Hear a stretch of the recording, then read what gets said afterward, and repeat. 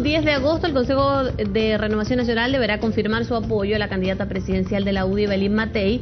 Lo que ocurra en este encuentro tiene en incertidumbre la alianza, ya que por supuesto nada garantiza que la banderada del gremialismo reciba el respaldo de sus aliados para trabajar en su campaña. La pregunta es cómo se ve esto desde la vereda opuesta. Queremos conversar de este tema político y otros asuntos relevantes también, por supuesto. Está con nosotros en el estudio el diputado del PPD, Tucapel Jiménez. Diputado, gracias por venir, bienvenido. Gracias a ustedes por la invitación. Bueno, hay varios temas que queremos mencionar con usted, pero partamos en los temas políticos, que ha sido sin duda lo más álgido.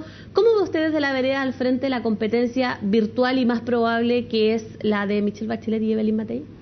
Mira, yo no veo mucha diferencia como han querido manifestar desde el oficialismo.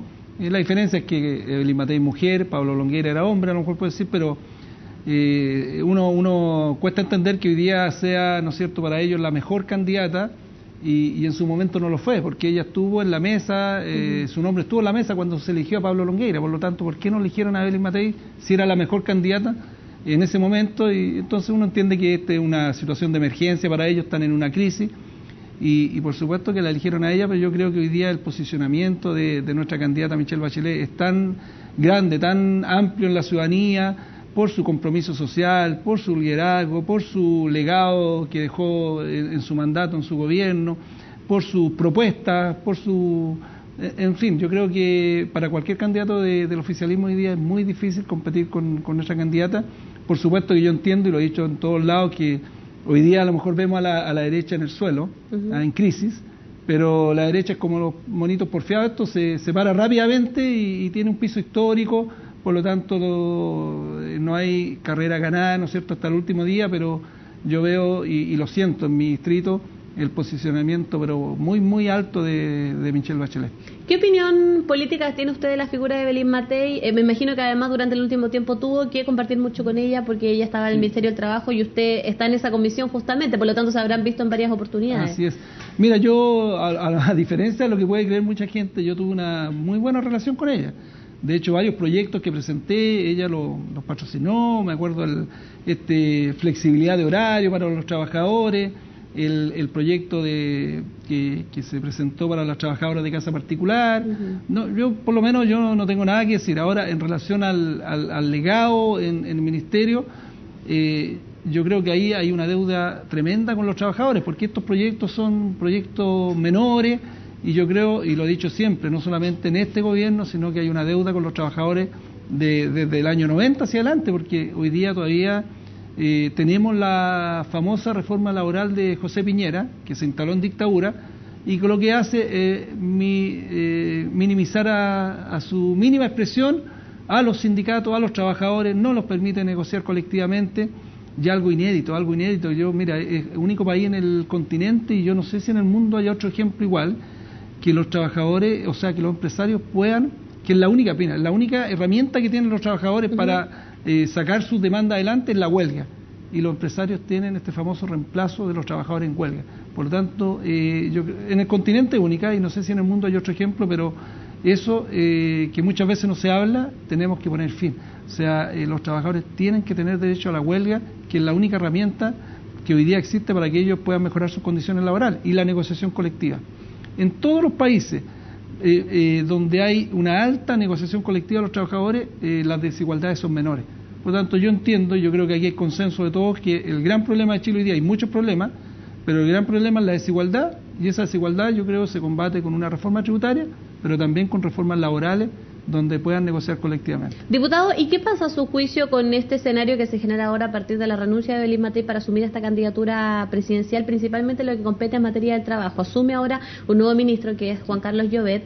Él viene del área de vivienda, se ha vinculado en otras áreas de experticia, no necesariamente esta, y por lo tanto va a tener que tener un periodo de adaptación. ¿Cree usted que esto va a repercutir en algunos trabajos que a lo mejor se habían logrado avanzar con la administración anterior del ministerio, o con algunas iniciativas que para la comisión son importantes? Mira, yo no tengo expectativas. Yo creo que él viene a cerrar el ministerio. O sea, uno tendría que ser iluso pensar que él en 6 meses o en lo que queda de este gobierno va a hacer lo que no se hizo en 3 años y medio. Y que te insisto, yo creo que lo que necesita el país, los trabajadores, es una gran reforma laboral. Por lo tanto, este ministro no va a hacer nada más que eso. Yo creo que él viene a cerrar, y no solamente este ministerio. Si uno ve, yo veo por lo menos con mucha preocupación lo que ha pasado estos últimos meses, estos últimos 2 meses, donde no solamente el Ministerio de Trabajo, sino que el gobierno, haciendo un intervencionismo electoral, pero ya nunca visto en Chile, está más preocupado de los candidatos al oficialismo, se hacen los anuncios en el Palacio de la Moneda, y no gobiernan. Porque tú te das cuenta, los chilenos ya se preocupan, el gobierno dejó de gobernar, se fueron para la casa. Mira, no han hablado más del salario mínimo, no se sabe qué pasó con el proyecto de emergencia que mandaron del binominal, en reacción, no se sabe si en reacción contra Carlos Larraín, presidente de Renovación Nacional, o realmente con una voluntad de querer cambiar el binominal, porque nadie entiende que en cosas de horas hayan sacado un proyecto, lo hayan elaborado. Por lo tanto, uno cree que ese proyecto estaba guardado en la Moneda y no querían presentarlo, y fue producto, ¿no es cierto?, una reacción a la propuesta de Carlos Larraín con la democracia cristiana. Entonces yo creo que, y yo le haría un llamado nuevamente al presidente Piñera y a su gobierno a que gobiernen. Los chilenos lo eligieron para gobernar, no para hacer campañas políticas de sus candidatos al oficialismo. Uno entiende que ellos tienen que demostrar sus logros, es lo lógico, lo hace cada gobierno y uno hasta ahí lo entiende, pero que hayan manifestado tanta preocupación del presidente con los ministros para abajo, de quién es el candidato al oficialismo, de negociaciones, en el fondo la última discurso o declaraciones de gobierno se basan solamente en los candidatos al oficialismo.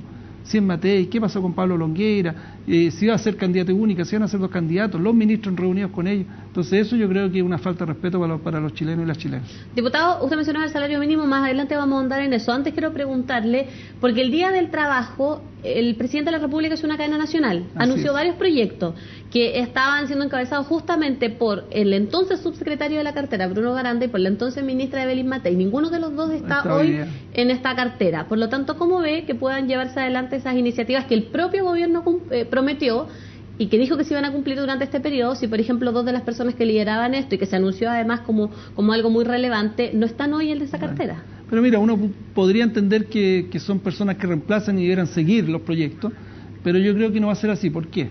Porque primero nos hemos acostumbrado a que el gobierno haga anuncios sin ni siquiera tener redactados los proyectos. Lo que pasó el 1 de mayo fue realmente lamentable, porque fíjate, no había ocurrido nunca que no se sentaran en la mesa con la CUT. Yo digo, ni siquiera llegar a acuerdo, porque nuestros gobiernos tampoco muchas veces se sentaban, negociaban y no llegaban a acuerdo y se enviaba el proyecto de reajuste mínimo al Congreso, pero acá ni siquiera se sentaron, o sea, ni siquiera hubo un intento de diálogo. Y yo creo que también ahí esto partió mal desde un comienzo, partió mal porque sin pedirle la opinión a la CUT, a los propios trabajadores, te insisto, yo creo que lo más probable es que no hubiesen llegado a acuerdo, pero por lo menos hubiesen tenido la intención, la señal de sentarse con ellos, tratar de llegar a un acuerdo. No se pudo, mandamos proyecto al Congreso, acá no hubo nada. Entonces también ahí, ¿no es cierto?, partió mal de un principio, se rechazó en el Congreso. Hoy día se volvió a insistir con 207.000 pesos, 2.000 pesos más, y la verdad que yo creo que hoy día estamos todos de acuerdo que con 200.000 pesos, 207.000, 210, que a lo mejor lo que se va a aprobar, ninguna familia en Chile vive. Por lo tanto, yo creo que lo que hay que hacer es ponerse un programa de aquí a 3 años y llegar a los 250, 270.000 pesos para que al menos las familias puedan vivir dignamente. ¿Y qué futuro le ve usted a la iniciativa del salario mínimo? Porque en otros años, por ejemplo, a esta altura el salario ya estaba decidido, determinado y en curso. Tenemos este mes, tiene que partir del 1 de julio. Claro, entonces ha estado un poco entrampada y también la discusión, y con lo que usted también me menciona, que es la molestia de los gremios o de los sindicatos o de las organizaciones que las agrupan, porque no se les ha considerado en absoluto en esta discusión. Mira, yo creo que al final, para que la gente entienda, nosotros vamos a llegar a un momento que estamos obligados a votar a favor de esto. ¿Obligado por qué? Porque no tenemos la facultad de elevar el monto. No hay más instancias legislativas. No hay más instancias, no tenemos la facultad para elevar el monto. Entonces, ¿qué hacemos nosotros? Muchas veces presionamos con nuestro rechazo para que el gobierno se sensibilice y eleve el monto. Se rechazó ahora último, hace una semana, en la Comisión de Hacienda nuevamente, esperando que se llegue a 210. Muchos han dicho que van a apoyar 210.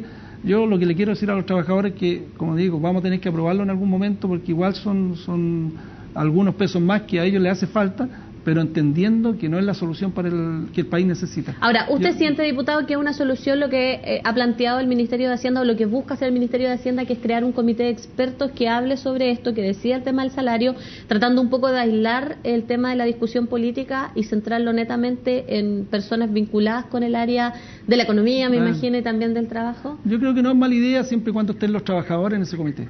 Pero yo te insisto, yo creo que lo que hay que hacer en Chile, porque es la peor manera de legislar sobre el salario mínimo que lo hagamos nosotros, los parlamentarios.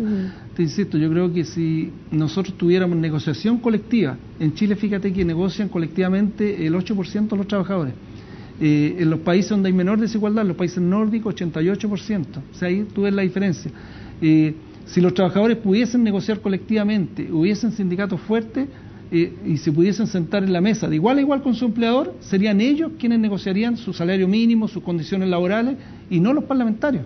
Por lo tanto, yo creo que si queremos poner fin a esto, yo avanzaría en fortalecer el rol de los sindicatos, terminar con este famoso reemplazo de los trabajadores en huelga y mejorar claramente la negociación colectiva. Yo creo que ese es el camino, y el camino, te insisto, después de la reforma tributaria, el camino principal para terminar para ir disminuyendo la desigualdad que hay en Chile. Diputado, antes de concluir esta conversación, le quiero preguntar por otro tema. Usted también es miembro de la Comisión de Derechos Humanos de la Cámara. Así es. Hay un candidato a senador por Santiago Poniente, Esteban Silva, del movimiento allendista, que independiente, digamos, del lugar de donde sea, él hace algunos días, junto con personas vinculadas a los derechos humanos, dice y denunció que existe un acuerdo entre el gobierno del presidente Sebastián Piñera y personas condenadas por delitos de lesa humanidad para generar un indulto, un decreto que dé un indulto antes de que termine el mandato. ¿Usted tiene antecedentes de eso? Ninguno, y espero que no sea así.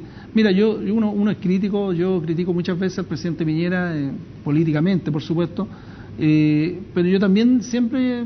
Yo hablo con la verdad, y Sebastián Piñera ha sido claro en el respeto a los derechos humanos, votó por el no, se ha manifestado siempre contrario a la dictadura de Pinochet, a excepción, yo creo que hubo mucha presión en esos años cuando estuvo Pinochet detenido en Londres, pero yo tengo confianza en él que él no va a ceder ante esto. Lo que sí me llama la atención fue la reunión, por ejemplo, que tuvo el ex candidato Pablo Longueira con un candidato o con un diputado en Talcahuano, con ex militares, y resulta que a los 2 días ese propio diputado, que es Jorge Ulloa, que es de la zona, presentó un proyecto de amnistía. Sí. Entonces eso sí que me parecía que había una reacción directa. Yo incluso emplacé en ese momento al candidato Pablo Longueira que dijera la verdad, digamos, si había un acuerdo con ello o no. Acá se habló de una reunión cuando el presidente Piñera fue candidato. ¿Te acuerdas tú que fue una reunión secreta también? Sí. Que ya es extraño que sea secreta, pero yo por lo menos yo no tengo ningún antecedente y espero que no sea así. Tengo la confianza que la posición histórica de Sebastián Piñera en relación al respeto a los derechos humanos se va a mantener esta vía, y no solamente el respeto a los derechos humanos, sino que el respeto a la verdad, a la justicia sobre todo, se mantenga y no haya ningún acuerdo bajo la mesa. Diputado, le agradezco mucho por venir a CNN Chile. Gracias por la invitación. A ustedes, gracias por acompañarnos en esta entrevista. Sigan en sintonía.